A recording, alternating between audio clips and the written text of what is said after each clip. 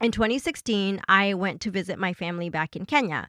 And I actually remember the day I was leaving, I mentioned to my sister, I said, you know what? I'm getting up there in age, which is funny because I was 33 at the time. And I said to her, I should probably get some aspirin and take some aspirin and wear compression stockings for my long trip.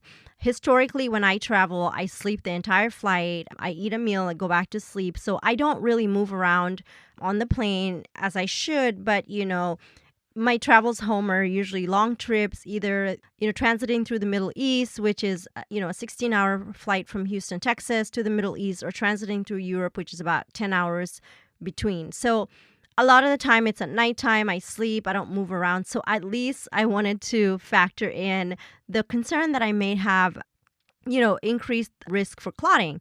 And, I just know from traveling that there's an increased risk of forming blood clots in your legs. And because of my profession, I have the foresight, I guess, to expect that and know that, especially as age goes by and as we're getting older. So anyway, I mentioned to my sister that I was going to grab some aspirin and I was going to get compression stockings, which I already wear for work. So fast forward, I go on my trip and I had a wonderful time in Kenya with my family and my best friend and her family. And so I came back home. And usually when I travel to Kenya, because I have seasonal allergies and I have environmental allergies, a lot of the times I do have a lot of problems with the dust. I have a history of asthma and reactive airway disease. I usually will come back with just allergies, sniffles, runny nose, all of that. So when I returned, I just kind of felt like my asthma was flaring up. I went and saw my primary care physician and I told her I was having a cough and I was just kind of concerned. And so she put me on steroids just because when I have a flare up of my asthma, steroids work efficiently for me. And so we got on steroids. A few days go by and the steroids were crazy, as you may know from if you've ever taken steroids. I remember getting up in the middle of the night and thinking I needed to arrange my jewelry in my closet, and that led to staying up until 5 a.m. organizing my closet and reorganizing the whole thing and eating everything in sight, all of that. A few days went by and I still wasn't feeling right. I just remember just starting to get this cough. And because, again, I have a history of reactive airway with my asthma, I just was like, well, this is a different cough than my usual cough. But so I went back to my doctor and I was like, I just don't feel right. And so she was like, okay, what else can we do? Let's reevaluate. And at the time, she then put me on I believe it was an antibiotic just to make sure there wasn't any underlying respiratory infection going on. So I remember lying in bed at night and thinking to myself, something feels really, really weird. And something feels like something bad's going to happen. And all I could think of was, is something going on in my relationship that I don't know about? Is there anything I should be concerned about in my family? Is somebody not doing well? And, what is it that is the issue here? I called my doctor's office and I said I need to have another appointment with her. It was a Thursday morning, October 27th. I was on call at work. And so I figured, I could go in before I went to work. And I just said to her, I said, hey, I feel really, really weird. I feel like something bad's going to happen. And I feel like I have an anxiety problem. And I've never really had an anxiety issue. And so she kind of just gives me this look like, why, what gives? Why do you feel you have an anxiety problem? So I start telling her, I really feel like something bad's about to happen to me or somebody in my family. And I just can't put a finger on it. And so she looks at me and she was like, you're taking birth control. You just traveled to Africa and back. There's a possibility you might have a blood clot. And I'm just looking at her like, no, lady, I've been back for 2 weeks. There's nothing wrong with me. And so she says to me, I'm going to get a CT scan of your chest just to make sure there's nothing going on. And in my wisdom at the time, I say to her, yeah, that's great. I'm post-call tomorrow. So yeah, I'd love to go get it tomorrow.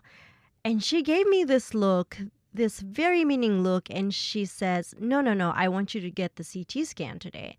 And in my mind, I'm like, no, I have to go to work. So then she has me call my job and just tell them I'm not going to be coming in until I get this whole thing resolved. And she sends me to a CT scan. And in the meantime, my husband was traveling. He's a consultant, so he traveled a lot at the time. And so he was in New York, he was on the East Coast, and he was slated to be coming back home that day.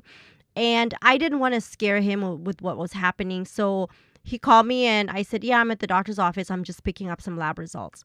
And that was that. So he was on a flight home as I finished the CT scan, waiting to hear from my doctor. So I went back to my doctor's office that afternoon, and when I got there, the medical assistant said, yeah, she'll be here in a minute. She's talking to the radiologist. And in my mind, I was like, why would she need to talk to the radiologist? And as soon as she walked through the door, I just knew there was something going on. She looked at me and she said, you have a pulmonary embolism, and it's in your right lung. And I'm so glad we decided to get this CT today. I'm going to send you downstairs to hematology, and I've already spoken to the hematologist. She's ready to see you. Now, between the shock, denial, and all the things that were going on, I just was like, I probably just stared at her, and she probably thought I was like having a seizure because I just like stared at her.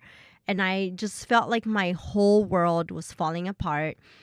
The nurse came and walked with me to the hematologist's office, and this amazing lady walks in the room. And all I could think of at the time was that this was Thursday. I was going to be post-call on Friday, and we were going to Hawaii for a week on Saturday.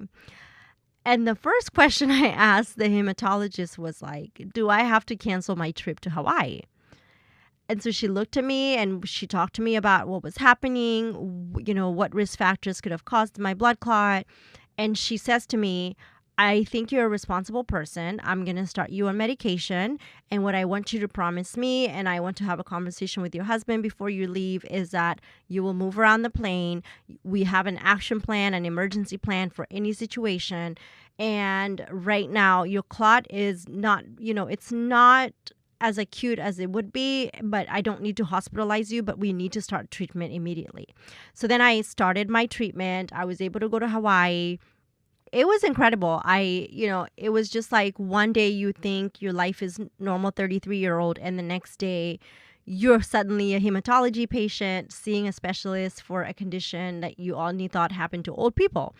When that happened, one of the things, and again, I mentioned I'm going to be very vulnerable in this episode. One of the things for me, being a super type A planner type, was having to pivot and just realizing, wait a minute, we can't go through with this having a baby plan right now. And, she was great about counseling me about what the plan was. The first thing was immediately get off birth control, no hormonal birth control.